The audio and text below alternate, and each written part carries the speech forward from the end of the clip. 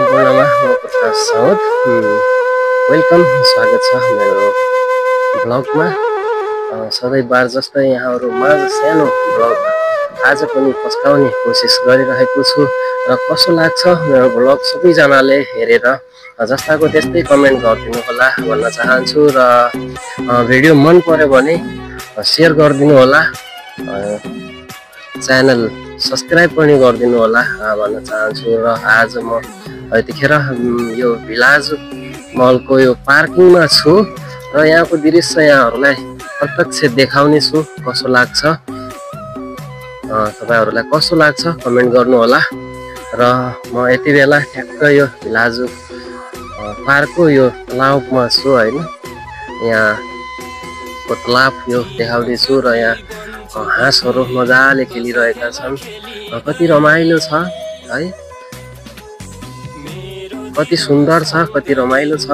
यहाँहरु पनि नजिकमा हुनुहुन्छ भने भिजिट गर्नु होला, घुम्नु होला। एकदमै रमाइलो छ, जतातता हरियाली बनाएको छ, एकदम सुन्दर छ। अब भने यहाँहरुलाई मैले यहाँ हाँस देखाउने कोसिस गर्ने छु। ल यो चाहिँ रह्यो हाँस, हेर्नु कति ठुल्ठुलो छ।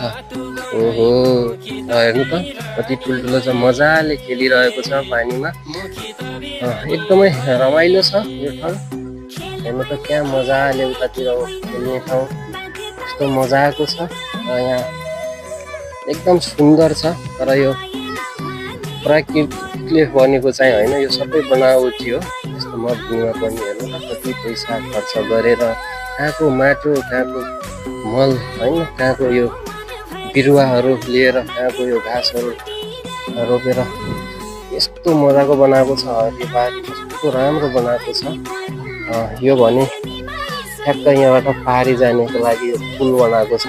अब भने म हजुरहरूलाई यो पुलको माथि गएर देखाउने छु।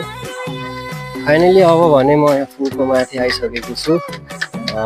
यहाँहरूलाई मैले देखाउने छु, पुलको माथिबाट पनि यहाँको दृश्य देखाउने छु। र कस्तो लाग्छ भिडियो चाहिँ फुल वाच गरिदिनु होला। फुल वाच गरेर कस्तो लाग्छ जस्ताको त्यस्तै कमेन्ट गर्नु होला भन्न चाहन्छु। र अब भने मैले यहाँ पछाडितिरको यो देखाउने छु पुलको माथिबाट।